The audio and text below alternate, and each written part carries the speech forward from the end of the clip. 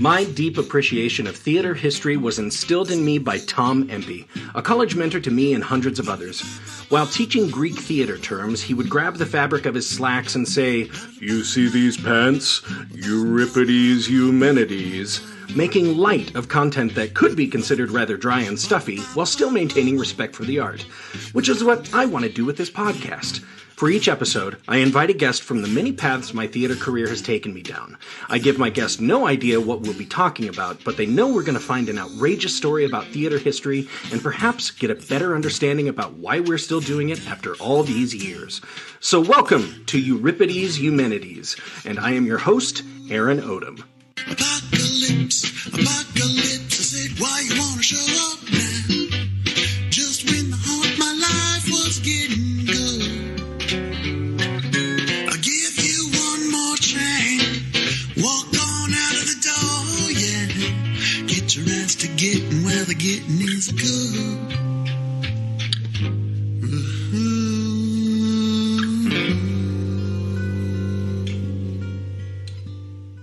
Hello, Eumenidites. This is Aaron Odom from Trident Theater, bringing you another episode of Euripides Eumenides, a theater history podcast. You'll be happy to know that I've got a lot of fresh ideas coming up in the next few months and a lot of fantastic things happening. As I mentioned in my last episode, I still have that in-person episode happening at the Community College of Denver on September 26th, 2023. So, if you happen to be in the area, it'll be a free show, but donations will be accepted.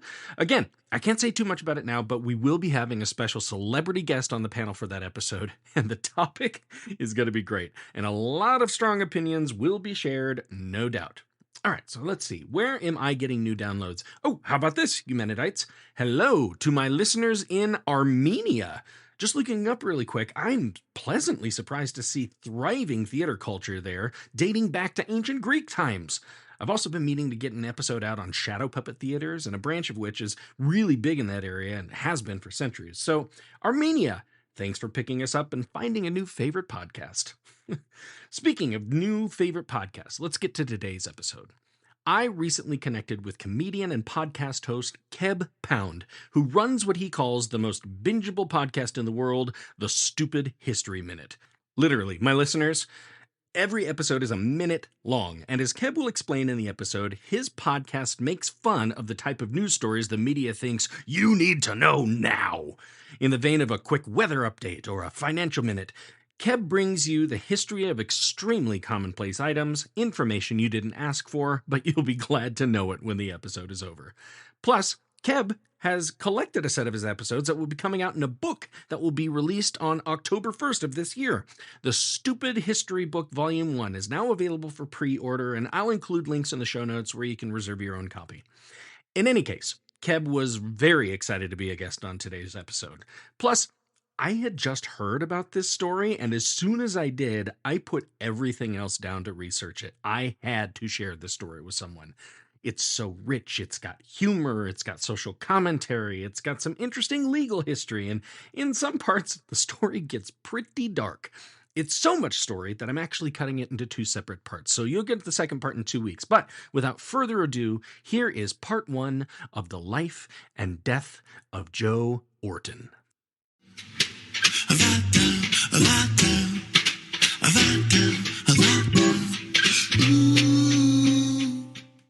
It's been so interesting to sit here and chat with you for just a few minutes and find out, I'm not the only podcaster with these problems. It's nice to know, right? There are a lot of other people out there, but Keb, good to meet you. Good to see you. Thanks for coming on the show. I understand you just got done with a little bit of a tour, right? Kind of. In and out of Florida here. Hit Tennessee, and Atlanta. Cool. It was a Cool. good time. I will tell you about Tennessee. Every time I go there, I learn things. This time I learned that they have street signs that we don't have in the rest of the world there. Okay. I was driving with my son and saw the sign, no joke, says, "Do not enter. Your GPS is wrong." And I look at my son, I'm like, am I seeing that right? I'm seeing that right. Yeah. He repeated it. He says, "Do not enter. Your GPS is wrong." So we find another way out of there. Yeah. We stop to get some meat. And the guy at the place that we're eating, he was trying to make small talk. And I'm like, "Hey, man, have you ever seen this sign that says, 'Do not enter, your GPS is wrong'?" And he's like, "Yeah, we got them, everywhere, where we got a lot of these back roads, here to say that that's all you have here is to." And he goes, "Well, why are you so shocked that we have this sign? Don't you have it in Florida?" And I said, "No, we don't have it in Florida." Oh. And I said, "I'll tell you why I'm shocked that you had this sign. I'm not shocked that it said 'Do not enter,' and I'm not shocked that it said your GPS is wrong. What I'm shocked about is I didn't know you guys knew what GPS was."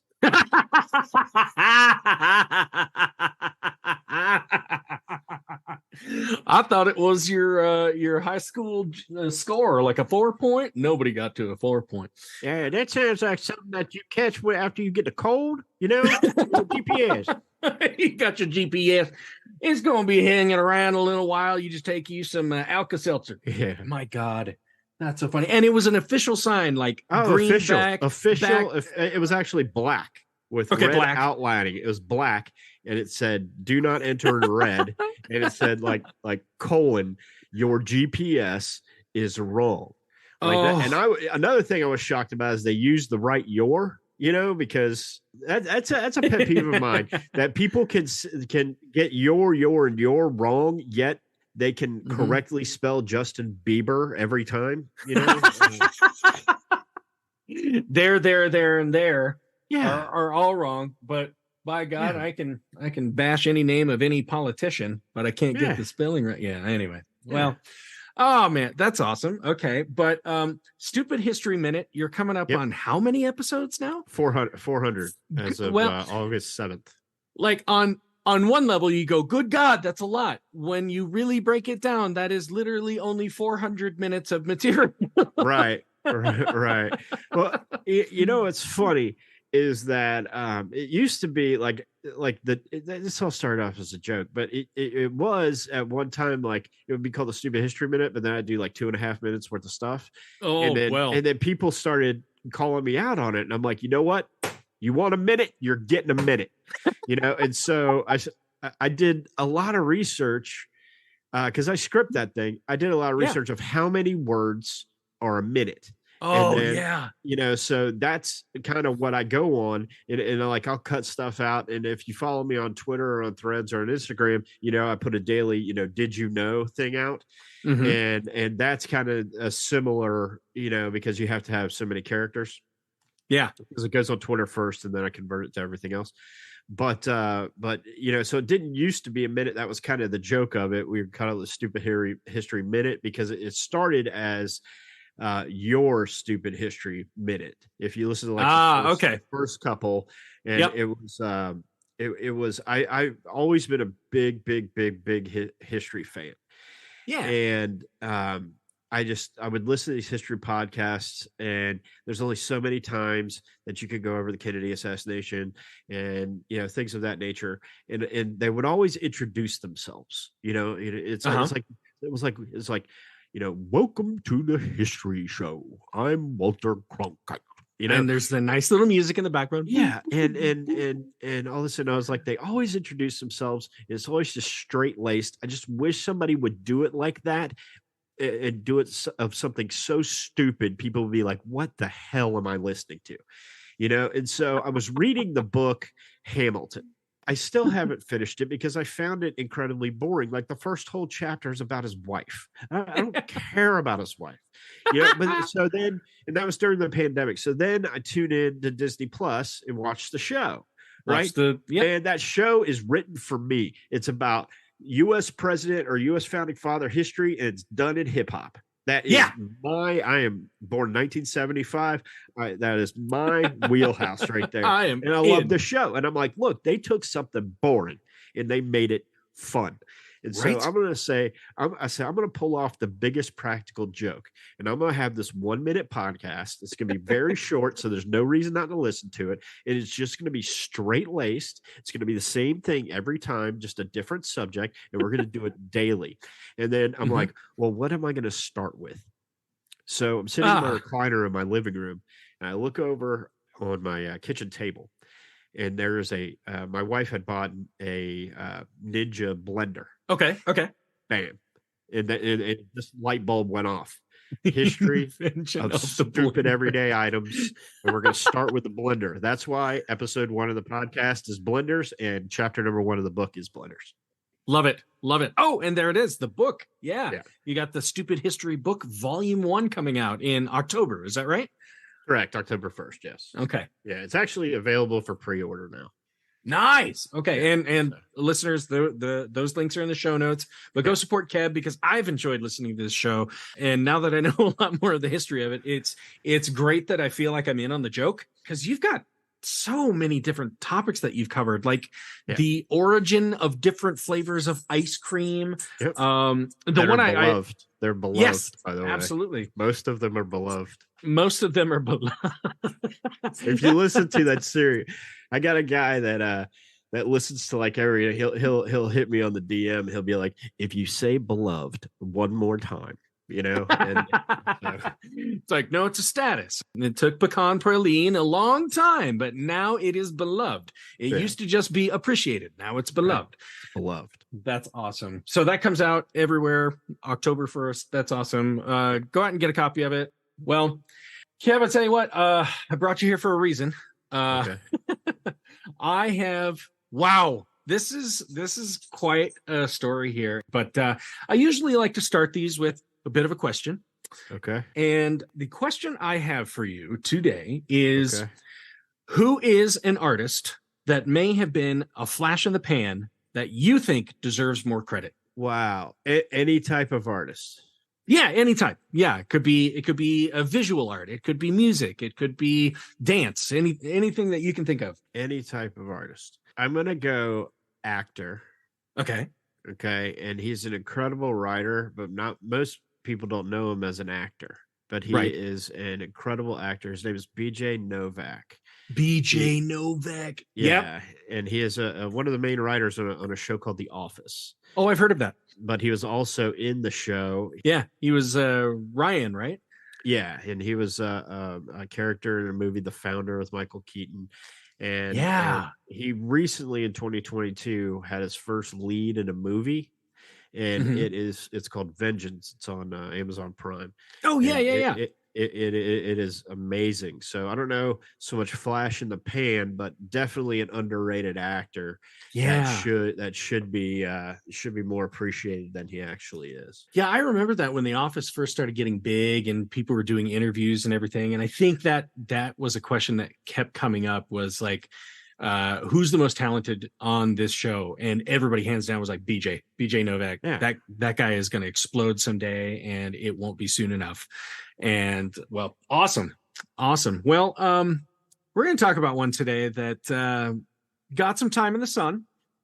Okay. And unfortunately, the time didn't last as long as it should.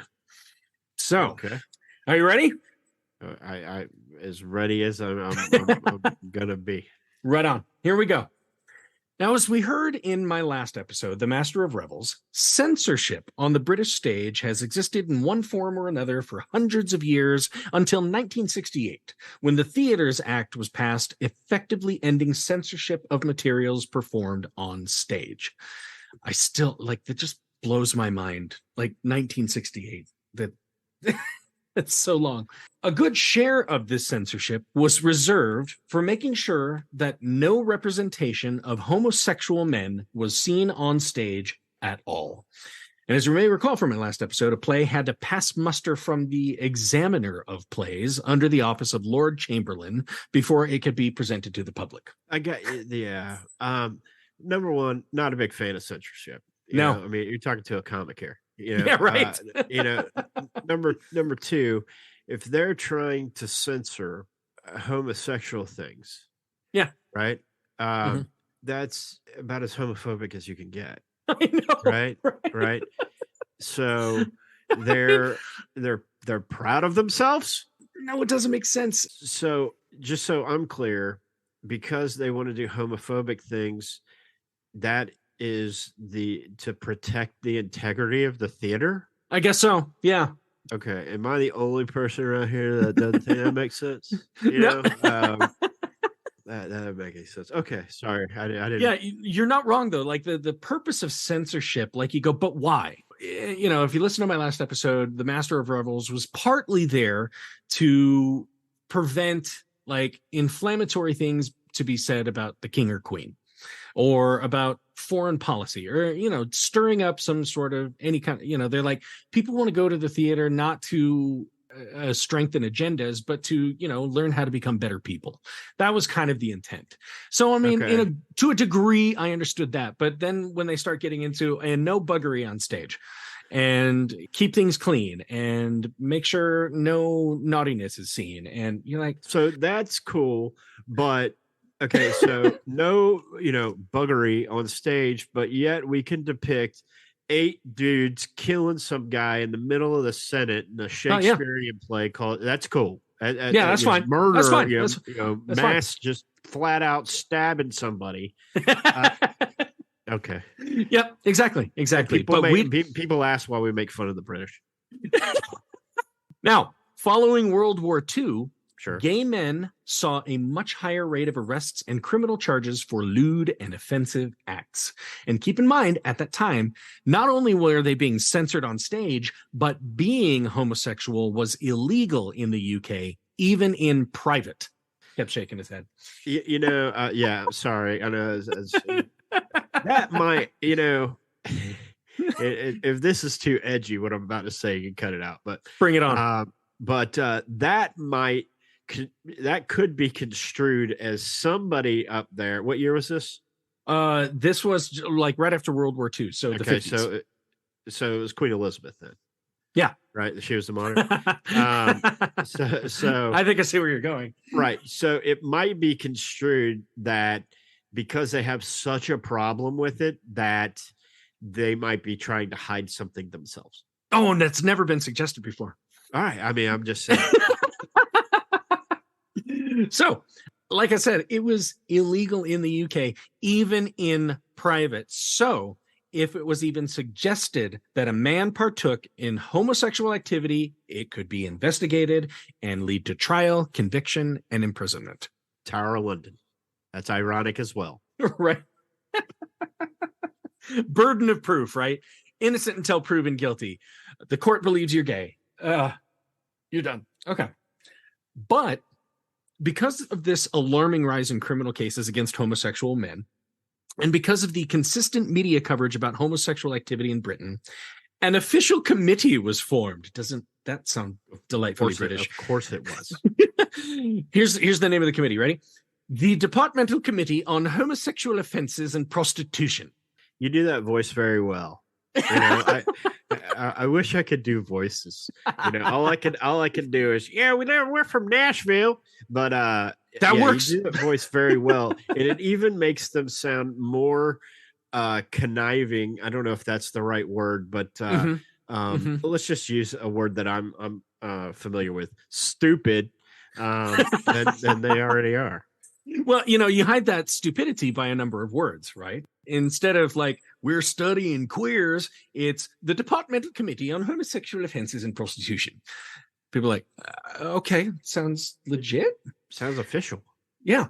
So frankly, their job was to determine if homosexuality was the blight it had long thought to have been, as many noted and arrested homosexual men had been of great value to the crown, especially during World War II.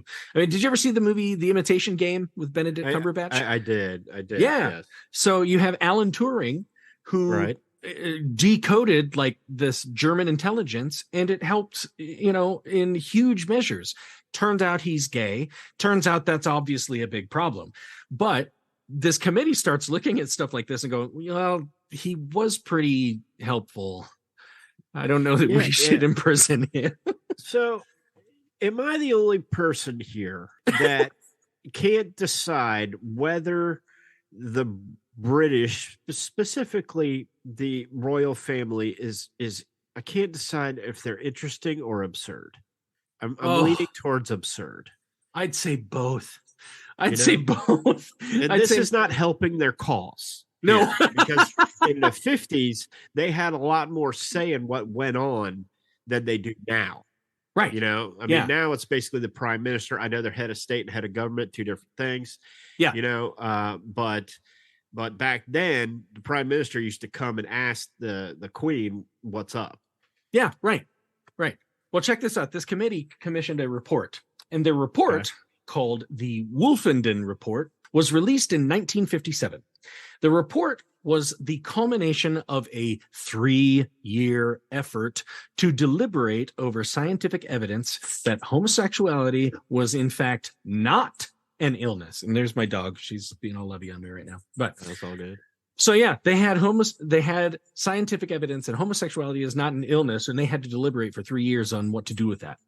So after 3 years of deliberation, the report stated that the committee basically felt that it really shouldn't be the government's position to interfere with people's private lives, and that they should just focus on protecting the public. Oh my God, what a revelation. You know, I mean, that the government should, for lack of a better word, and I wish I could do the British voice, piss off, you know. Piss off. Yeah, I mean, oh my God, what a revelation that is. That they should leave people alone and let them do what they want to do. How about that? Yeah. Yeah. So it's amazing. with this public statement, the Lord Chamberlain got a little more lax in its censorship of homosexual men on stage. And eventually, the Sexual Offences Act of 1967 was passed by Parliament, decriminalizing homosexuality in men over the age of 21. And as I said before, the Theatres Act of 1968 followed right after that, abolishing censorship on the British stage. So now it's okay to be gay. Yeah. I'm sure they're proud of themselves. Well, you know? and it, I tell you what, it wasn't just like it just changed overnight. You know, they didn't just pass a law and everybody's like, well, I don't hate gay people anymore. Right. You know, I'll tell you, as a comic, you don't want to offend anybody. But in this instance, I don't really care if I offend British people because they're, you know, I mean, it's stuff like this. Why they got? I know I said this before, but they ask why we make fun of them. It's because they stuff like this. You know, we're over here banning alcohol in the 1930s, and they're banning gay people. I mean, you can't be gay. Yeah. Yeah. So you have these two acts in 1967 and 1968, which say it's okay to be gay. We're not going to prosecute you. And then in 1968, they're like, okay, I guess we can do whatever we want on stage. Have they not understood that it's none of their damn business? Well, I mean, just to play devil's advocate, and I do not agree with this at all, but I mean, frankly, it's it's for the greater good, and you go, for who? Yeah, for it's for the greater good, not to let people do whatever they want in their private lives. Yeah, apparently not. I mean, as long as it's not gay.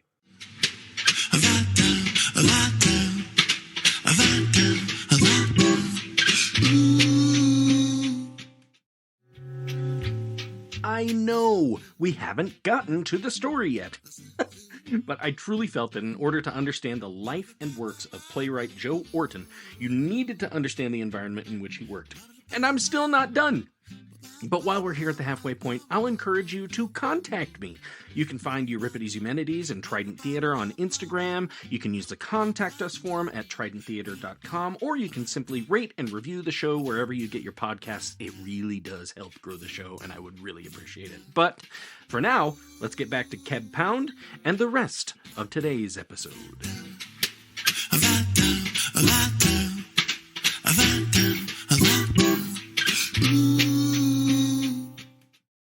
So, you get these two acts that are passed, but before that, look, it's not really too much of a secret that we have used theater for years as something of an examination tool of the human condition. And while I'm not an outright advocate of having all audiences see all content, I don't need my kids to go see Cabaret. Well, maybe that's a pretty good play. I did that episode on stage nudity. I don't need my kids to go see Oh Calcutta, where they're just like doing nudity on stage for nudity's sake. So yeah, I'm not up for that. Sweeney Todd. Well, I just took my kids to Sweeney Todd. I mean, they kill people. Yeah, it was amazing. Yeah. But appropriate or not, by censoring the existence of part of the human condition just because it makes some people feel icky, well, that's not fully acknowledging the human condition. Would you agree? Yes. Yeah. Okay. Yeah. Continue. I had to get my thoughts together here for a second before, because normally what would happen was I would just let loose on these people. But, but I would speak in American English so they wouldn't understand me. We put an ER at the end of words, not an RE. Yeah, we don't spell favorite with a U. Well, I would also say it's also foolish to assume that playwrights didn't include gay characters or themes in their works before it was rendered okay. As a matter of fact, they were all over the place, but they had to be clever. They had the example of Oscar Wilde and how he was put on trial and convicted for his inappropriate contact with men. But that was like in 1900. Listeners, if you haven't already, go back and listen to my episodes 17 and 18 on the trials of Oscar Wilde to find out what happened to him. Yeah, I was going to ask, what happened to him? Basically, his life, health, and reputation were completely ruined. He was completely destitute when he died like a year after, or maybe 2 years after getting out of prison. It was really bad.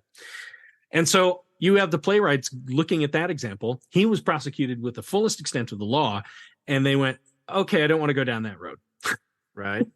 So as I said, playwrights still wanted to address things that had not just affected the homosexual community, but also how issues that affect that community actually affect all communities throughout the ages. And here's a nice big quote I found on this. This is great. It was simply too risky to write plays with openly gay themes. Terence Rattigan, his play The Deep Blue Sea in 1952, to take one example, was conceived as a play about a doomed homosexual affair inspired by Rattigan's relationship with his lover Kenneth Morgan. Knowing this would never get past the censor, Rattigan eventually wrote the drama around a heterosexual relationship, something that raises questions about just how many plays started life as meditations upon gay experience, only to be altered to escape the censor's condemnation. End quote. That's ridiculous, isn't it? You know, that right there is censorship. Yes. I mean, that right there, the fact that he had to change that is censorship. Now, I wouldn't do this, but let's just say that I was planning. There are certain places that you have to submit like what you're going to say. And I submit what I'm going to say, and it's a bunch of religious humor. You know, and I'm playing, you know, the theater at Notre Dame, and I got a bunch of Catholic jokes that I'm going to tell. Right. Okay. Right? Makes sense. You know, and they're like, yeah, no, switch that to Baptist jokes. You know, what?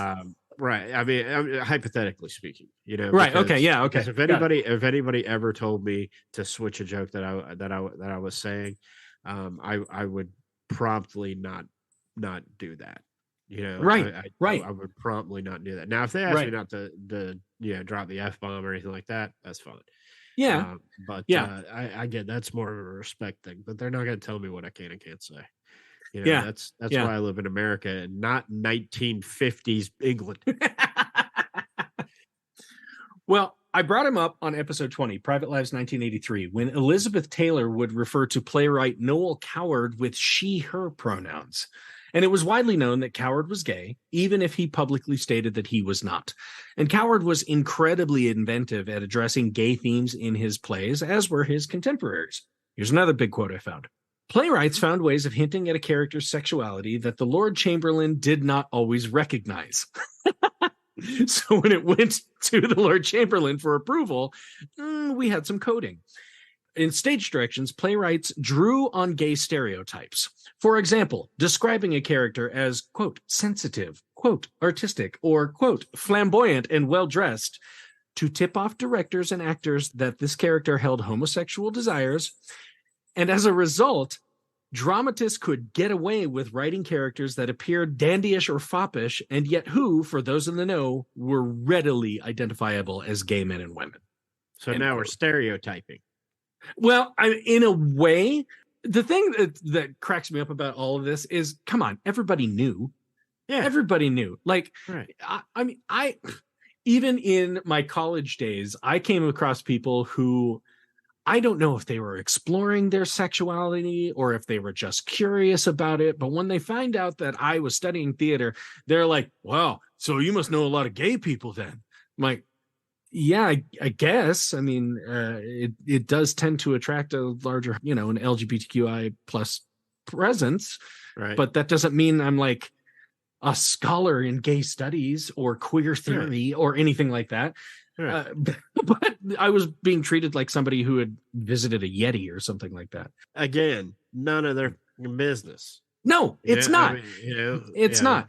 But I mean, in order to write the plays that they wanted to write, they just had to they just found a workaround.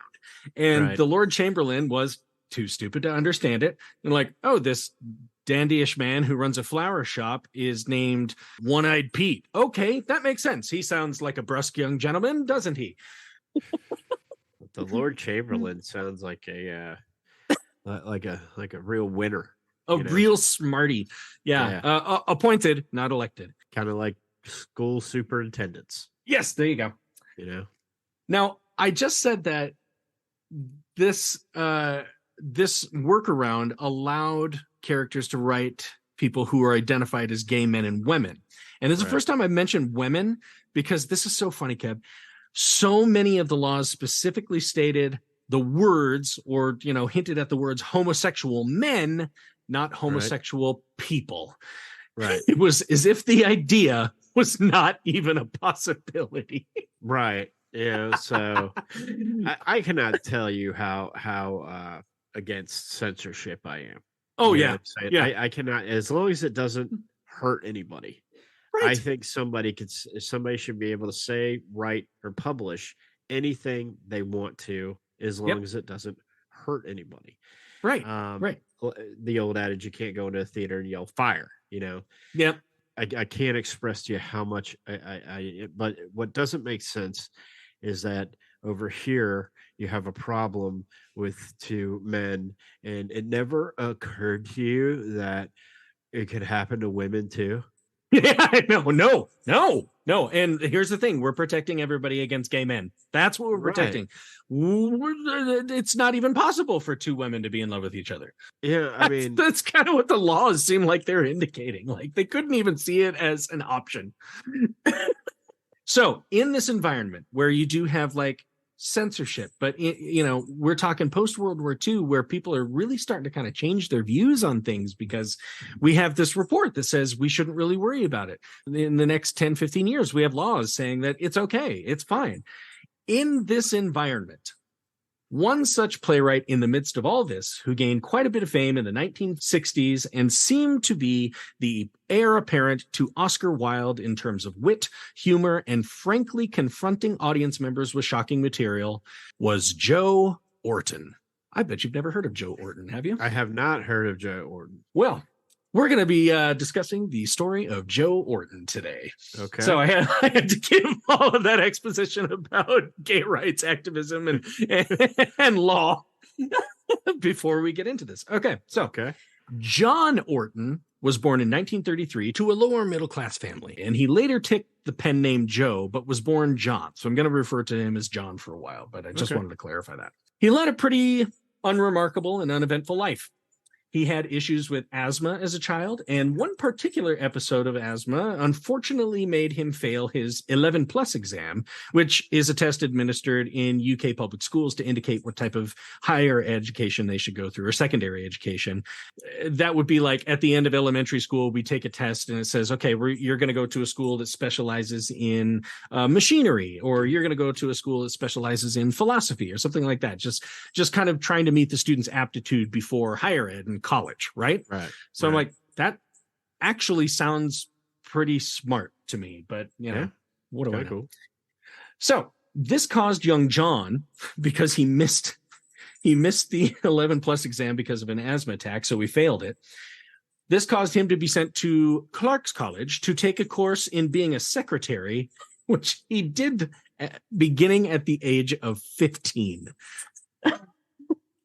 So 1948, he has now learned how to be a secretary, and now he's a clerk because of an asthma attack. So now you have John. He's on his own with steady cash flow, and he started to see that life had other possibilities as well. Oh, wow, I can get out and make a living. Gee, what else can I do? This is where he began meeting with amateur theater troupes, which got him the idea to apply for a scholarship to the Royal Academy of Dramatic Arts. His application was accepted, and he began his studies in 1951. He was supposed to start earlier than that, but he got sidetracked by a case of appendicitis. That'll do it. Stupid body. Asthma attacks prevent you from doing well on your 11 plus exams, and you can't go to school because of appendicitis. Oh, man. So back then, that was probably a big deal. Oh, man. Yeah, absolutely. Because, I mean, you know, that was actually kind of fun. I have had my appendix removed. I had appendicitis. And upon getting back, I had a friend at college who said, cool, now we can go to the moon. I went, what? He goes, yeah, they remove astronauts' appendixes before they go to the moon. Oh, There's really? there's a topic for a stupid history minute. Yeah, that's man, you learn something every day. Yep. Right. I mean, nowadays you can get one removed, go play around a golf. Yeah, right. Exactly. You know. So anyway, John is now at Royal Academy of Dramatic Arts. And very early on in his studies, John became acquainted with Kenneth Halliwell, another student. And in their early days, Kenneth acted as something of a tutor to young John. Kenneth was actually the one who convinced John to focus less on acting and get more into writing, like Kenneth was doing. And Kenneth always had something of an appeal to John. There was just something about the older man. I mean, he's not that much older, he's like 6.5 years. But there's something about the older man taking him under his wing to show him the way of the world in London that always put a twinkle in his eye. And from a very early age, both men knew they were gay. And while the world around them tried to tell them how unwelcome that was, they knew what they were, and they weren't afraid of being together. Good for them. Yeah, absolutely. And I've heard this too. I've been meaning to do it for a long time. I've wanted to do an episode on Ian McKellen. He's my favorite actor, and his activism for the gay community and all that. But I mean, I started looking at that and I'm like, wow, he was actually really legit. Like, just as you'd hear in any other couple, they fall in love when they're young, they meet, they move in together, they just live together. I'm like, that's really what the gay rights movement is all about. Right. It's not about let's have an anal sex marathon because we can now. It's not. It's about they want to argue about what groceries to get and what laundry detergent to buy and what to watch on TV at night and who puts what clothing in what drawer. That's what they want. Do you know who Robin Williams was? I've heard of him. Okay, Robin Williams, Mork. You know, I mean, he's a household name.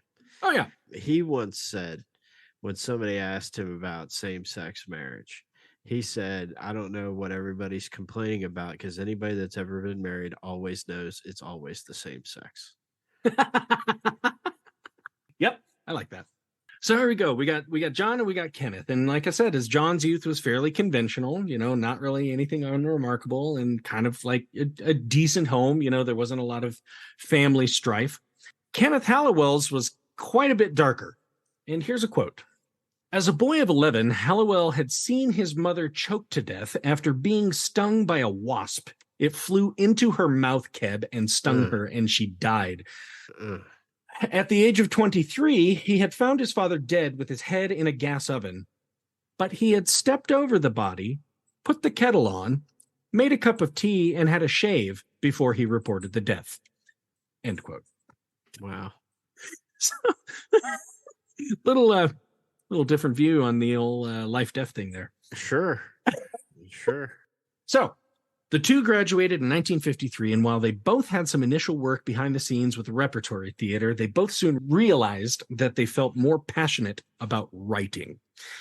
For years, they worked odd jobs while attempting to have scripts and novels published, getting rejected time after time. And eventually, the two moved to the London borough of Islington. I'm pretty sure I'm pronouncing that right, but Islington in 1959, where they shared a flat and also their first bit of notoriety. Oh boy, this is fantastic.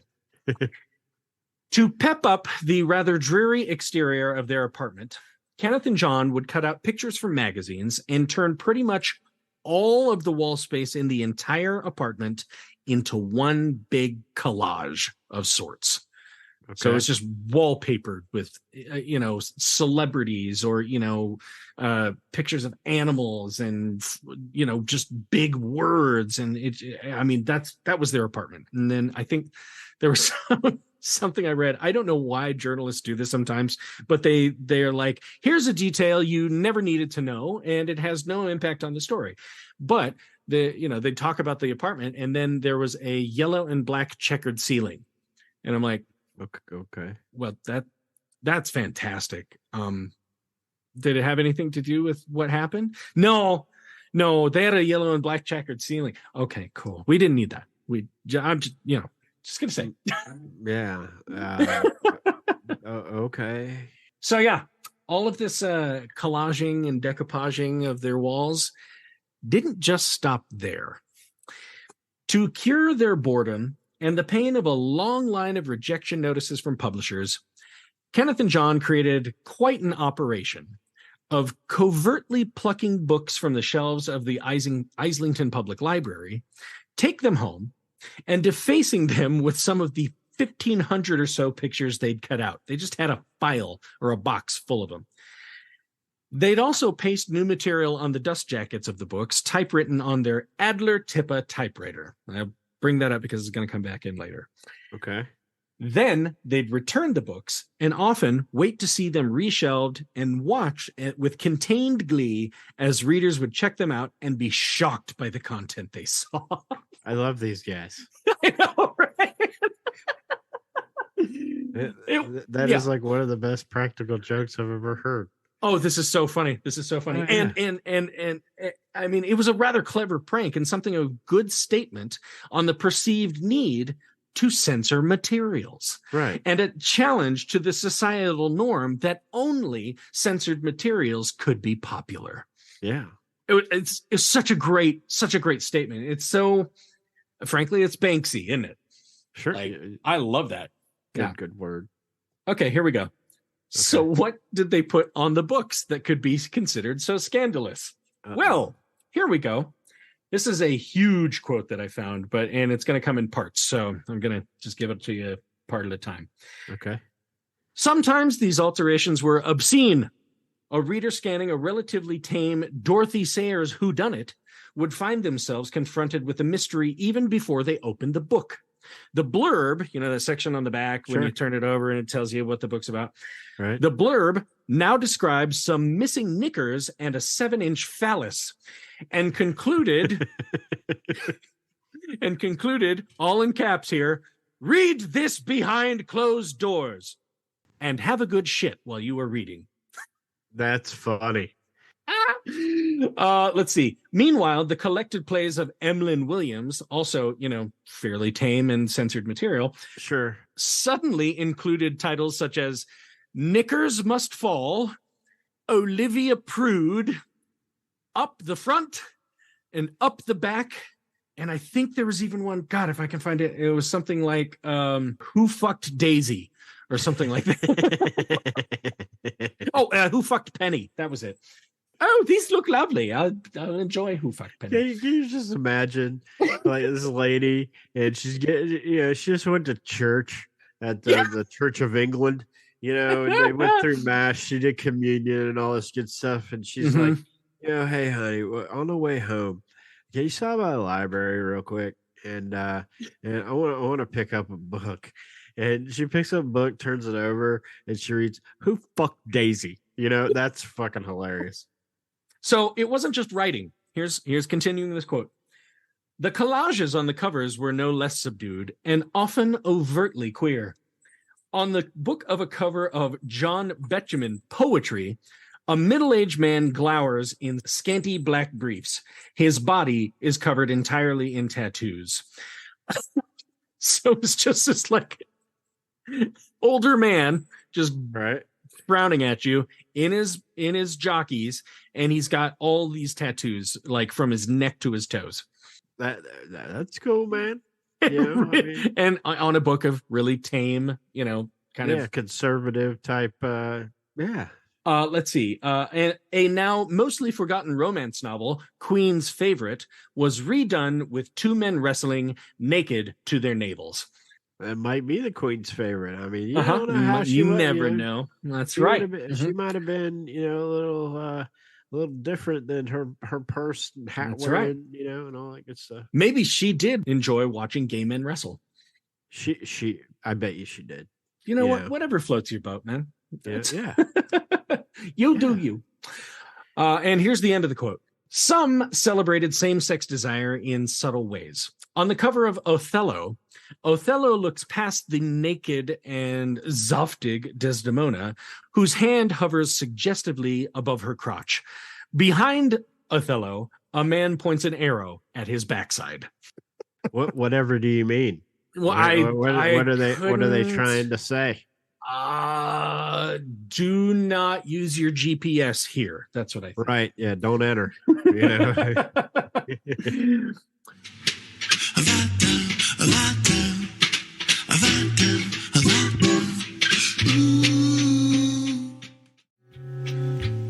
I don't know about you, but I love practical jokes, and to have it make such a statement is pretty impressive. However, in our next episode, things take a strange turn because of this prank, and a new voice on the British stage emerges. Plus, this tale has a truly weird ending, so you want to make sure you're back here in 2 weeks for the amazing conclusion of the life and death of Joe Orton. And while you'll hear from him again on the next episode, I'd like to thank Kev Pound for his contribution to these episodes, and I'd like you to all go check out the Stupid History Minute and pre-order your copy of the Stupid History Book Volume 1. Links are in the show notes. But that's all for this episode. This is Aaron Odom from Trident Theater signing off. Another episode will be in your ears in 2 weeks, and I'll see you at intermission.